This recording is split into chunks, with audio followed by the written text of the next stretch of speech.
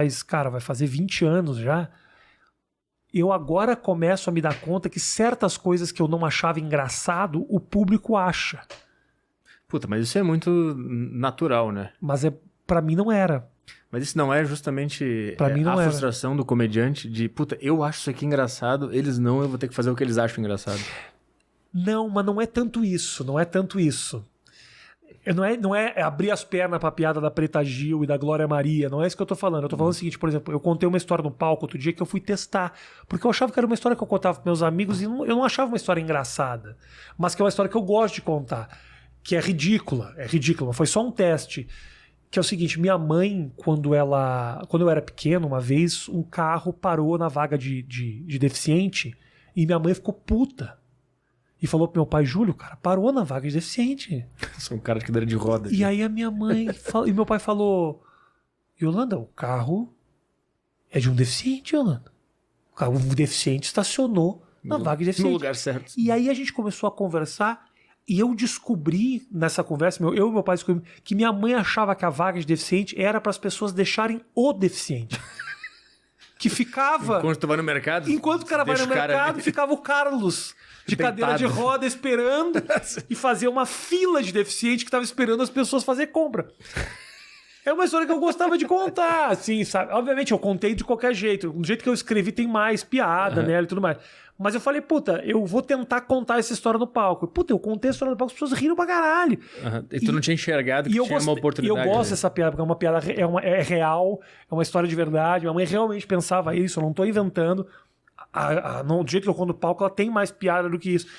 Mas eu não achava que isso era uma história engraçada. Um dia que eu contei pra um amigo meu comediante, ele falou, mas você tem que contar isso no palco, cara. É bom isso. Tu não tinha visto a oportunidade dentro dessa ideia. Não tinha, e eu tinha um texto que eu tava fazendo todo sobre... Deficientes em vagas. Né? Não. Era um texto que eu tava fazendo sobre da onde que eu saí, por que eu faço o que eu faço hoje, por que eu virei comediante. Meu pai é surdo, minha mãe não entende, minha mãe é uma pessoa... que ela é uma pessoa muito... Ela tem muita inteligência emocional, mas ela não é uma pessoa muito culta, minha mãe. Então eu brincava com isso aí. Eu falei, puta, eu quero encaixar essa história. Quando eu testei, falei, não, isso é do caralho, entendeu? Eu comecei a me abrir um pouco mais para as coisas que eu não necessariamente acho engraçadas, mas que são legais. Isso é um seu processo natural também. Quando eu conheci comédia, eu conheci pelos caras lá, Bill Hicks, George Carlin, e eu ficava, isso é comédia. Só isso. E tu acha que tu vai ser o próximo. Né? Tu sempre acha que tu vai ser o próximo. Exato. E aí tu vai fazendo e vai vivendo mais e tu percebe que aqueles caras eram específicos e que a bobeira é uma coisa muito engraçada. E mais também. do que isso, o George Carlin aos 70 anos, acho que no último show dele fazia piada de peido. Tem um texto inteiro dele que começa falando de aborto e no meio ele tá falando da pessoa que tosse pra esconder o peido. Ele fala, cá! E o peito sai junto. E no início da carreira dele ele falava sobre diferença de gato e cachorro, por exemplo. Isso. Não sei se tu passou por essa fase também, quando tu descobre comédia, tu descobre esses caras e tu acha que é só isso. Que tem que ser assim. Total. Que tem que ir lá e falar o que tá errado no mundo e tal. Eu fui me desfazendo disso aos poucos também. E eu comecei a gostar de coisa boba. Assim. Isso. Mas é um preconceito bobo de quem acha que é dono do formato, assim, sabe? De olhar... Eu era muito isso. De olhar o cara falando, puta, só riem porque fala palavrão. Olha lá o cara falando do cachorro dele. Mas, brother, o público... tá rindo, tá divertido, o texto é legal. Tem caras que eu olho hoje em dia e não é o meu humor, não é o meu humor, mas eu entendo o valor. Eu não era assim. Eu também tinha esse preconceito.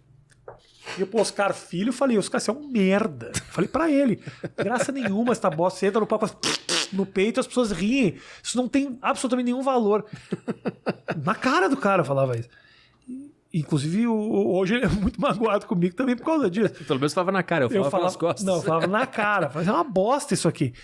E hoje eu consigo ver que o tipo de humor do cara é completamente diferente do meu. As referências são diferentes, né? E que ele imita um gato no cio, que é muito engraçado, que é foda, o público adora. E eu falo, porra, tem um puta valor por trás dessa bobice. Mas eu era total assim. E tu começou a ser mais bobo também? Começou a aproveitar da bobeira também? Eu acho que... eu acho que eu não tenho...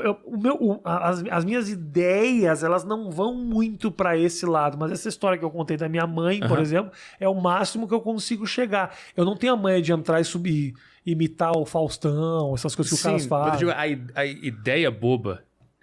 A ideia boba, sim. Tu começa a aceitar mais ela. Sim, isso total, é do caralho. Isso é muito bom. Isso dá um alívio do caralho. Total. Hoje eu tenho no palco um texto que eu falo 10 minutos sobre o Facebook, assim, sobre o negócio de perder a senha do Facebook. Que é uma coisa que eu achava, puta, isso é muito de começo de carreira, assim, sabe? Não faz sentido.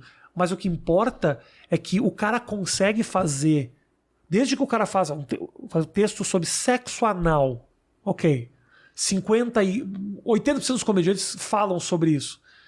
Mas você consegue falar sobre isso de um jeito legal, divertido e criativo. Um olhar diferente. Um olhar diferente sobre um tema que todo mundo já falou e que parece um tema batido. Dá pra ser legal ainda. Tem espaço. É o negócio que tu falou de tu achar que tu é o dono do formato porque tu conhece outras referências. Eu era muito isso. Bobagem. Eu era exatamente esse cara. Bobagem. Tanto que o cara que me tirou desse buraco aí foi o Maurício Meirelles. Quando eu conheci ele nessa vibe aí, eu xinguei ele no Twitter, quando eu era desconhecido ainda. Eu tava lá em Porto Alegre, eu xinguei ele, porque ele fez uma piada boba no Twitter e eu fiquei, bro, isso não é comédia, blá, blá, mandei pra ele. Ele me respondeu e a gente começou a conversar, meio que se xingando, e depois começou a ser amigo, e aí a gente marcou um podcast lá na época, 2017, isso.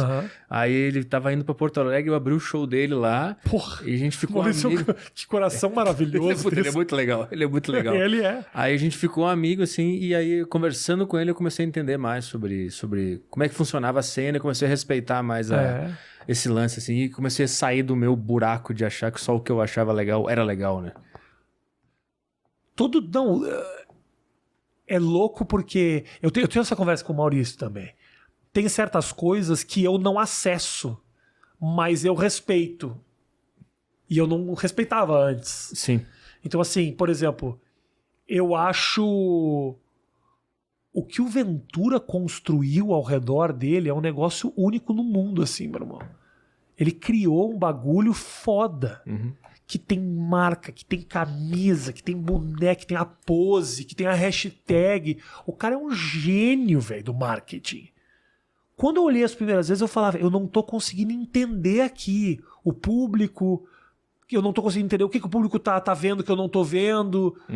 Eu gostava da performance dele, que eu acho ele um cara muito foda, mas eu não conseguia entender direito o que o público estava acessando. Quando eu entendi que tinha toda uma história por trás que ele conseguiu construir, me deu uma admiração, inclusive fez eu olhar o próprio stand-up de uma outra maneira, assim, cara. Se não fosse essa geração nova, o Padilha, o Ventura, o Márcio Donato, aquela turma lá toda fazendo, talvez eu não tivesse voltado a fazer stand-up como eu voltei a fazer. Eles deram um gás novo. E é completamente diferente desse tratamento xiita que eu dava pras piadas. Hoje eu converso com o Maurício, a gente olha um comediante lotando um show pra 1.000 pessoas, você fala, brother, o que é isso aqui? Fala, mano, é aquilo que a gente fala.